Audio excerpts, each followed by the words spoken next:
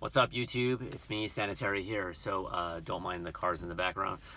Today's video, I want to go over and talk about different surfaces that you can run on and which one is best or best suited for you. Talk about some of the positives and negatives of different running surfaces. Now, I don't run very often or hardly anymore just due to anatomical reasons. Not going to get into just a lot of injuries, but I have done some running in my time. I am not an expert by any stretch, but I have experience with different types of surfaces with running, and hopefully this video will be informative. So I'm going to be going over 4 distinct surfaces. The first one is, let's start off with the most common. That's just running outdoors, typically on the concrete. You're running in your neighborhood, around the park, you're typically going to be on concrete. One distinct advantage of running outside on the concrete is, or just in general outside, is there's good scenery, assuming where you live, and when the weather gets good, it's a great way to keep yourself distracted and try to keep things a little bit more fun when you're running, as opposed to being indoors, which I'm going to get to in a second. So that's a big advantage of running on outside on the concrete. The disadvantage of that would be the concrete itself. It's a lot of wear and tear on your legs, and it's done a number on my legs. And if you don't have proper gait, you don't have proper shoes, you increase your mileage too fast, and you're not on a proper routine, you can get a lot of injuries, and it can be a big setback, and it could be very demotivating, and it could be disastrous, especially if you have a certain goal you want to meet. Let's say you have a upcoming race. So the concrete is probably the biggest disadvantage of running on that type of surface. But like I said, being outdoors, you can't beat that.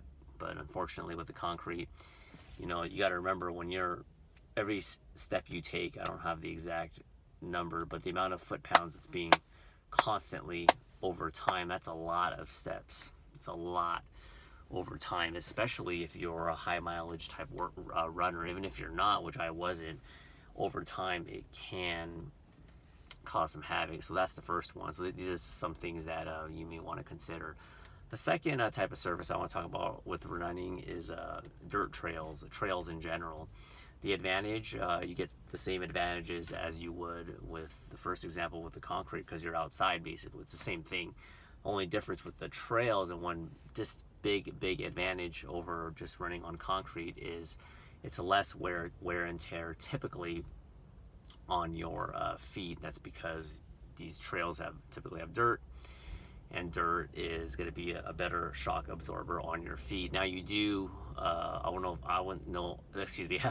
wouldn't say it's a disadvantage, but something that you need to be careful for is when you run on trails, the surface area is not going to be as steady for obvious reasons. You're dealing with or running with Mother Nature. So if you're running through hills and through some woods in the forest, there's going to be some twigs, some debris, and there's a chance that you could potentially roll an ankle. Now you could roll an ankle anytime on any surface, but with trails, it's something that you want to watch out for. Also, just animal poop, just bugs. When I visited my parents in Texas, I was barely outdoors for a few minutes, and I had to put bug repellent, because last time I did it, and it just got all over the place. So these are things that you want to consider.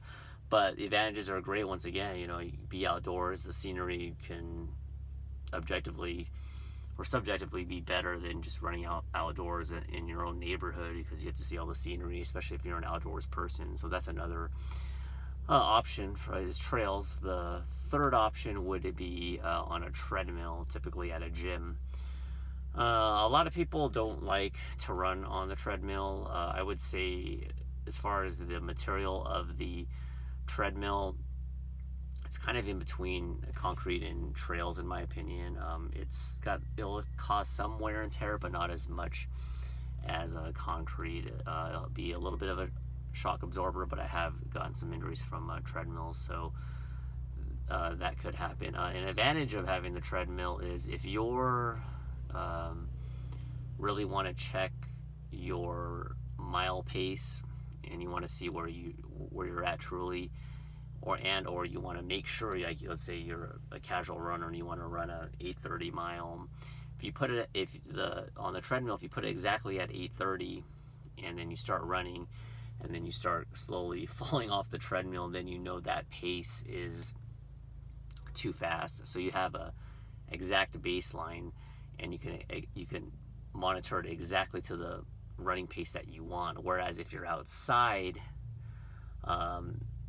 you may have a watch, but there's a chance that you may during the run deviate a little bit, and then on one split you may, let's say the 8:30 mile pace is what you want.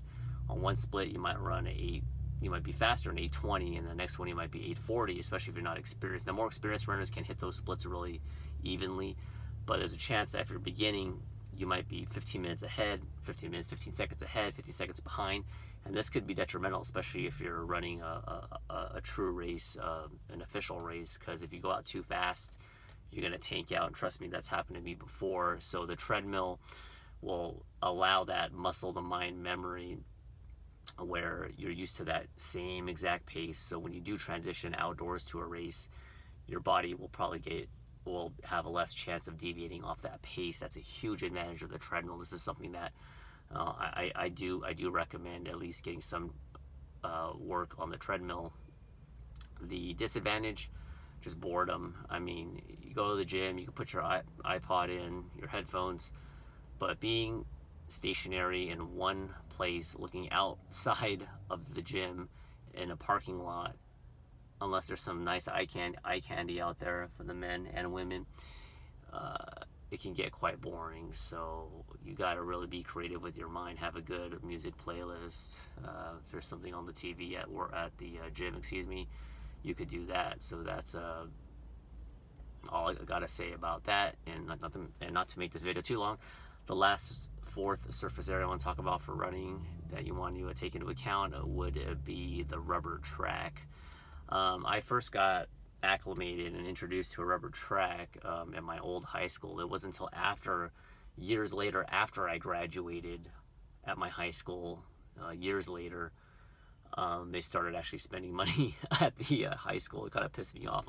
It's like I was at high school, I left, it was a crap hole. I went back, and then all of a sudden I drove by and I was like, oh wow, they implemented a rubber track. Let me try this. Rubber track is, in my opinion, the best surface to run on if you can, especially if you're prone to getting leg injuries, because the rubber track, you feel like you can fly on that thing. Trust me, you get some good shoes. If you never tried it, I highly recommend it. If you can't get access to, a lot of the high schools now have these rubber tracks, and it just feels great. It just not much wear and tear on your body. That's a big advantage. You're obviously outdoors. That's good. Outdoor advantages like the other ones I mentioned. But disadvantage is running in circles constantly. I mean, you're just... So I remember when I was training for my first 10K or half marathon, I'll do a combination of everything, what I mentioned, all the different surfaces, because you want to keep things fun. But if I did 5 miles, I would just, four laps is a mile, so I would do 8 laps one way, turn around, 8 the other way, and then 8 the other way, 8. You catch what I'm saying? And it just it got a little boring. I would say that's probably, as far as in terms of excitement, the track and the treadmill are the least boring. Anything outdoors is good for entertainment. For longevity and your feet, the rubber track I definitely would recommend. So overall, I think that if you want to choose one over the other, it's fine. But I would say, sprinkle in all 4 of these different surfaces that I mentioned: the concrete, the dirt trails, treadmill, and rubber track. And I think by doing that, it'll lessen your chances of burning out, and you'll be able to keep things just interesting and less monotonous. So hopefully that makes sense. Real quick caveat, I think running is a great exercise. I'm not an avid runner, but I do miss it. Outside of swimming, I think swimming and running, and some people might say cycling, but I just think that with running, it's just such a great cardiovascular exercise. If done properly, just make sure you're safe about it. Increase your mileage slowly, get proper running shoes, and try different running surfaces, the ones that I mentioned. Just be very careful, and but it's great for cardiovascular health in general. It's just nothing like a good run. Now I just kind of do elliptical for the low impact. Anyways, a little bit over 10 minutes now, so that is my time. Thanks for watching. Comments, questions, always welcome. Let me know what running surfaces that you like to run on if you do. Subscribe for more content, and I'll catch you in the next one. Bye.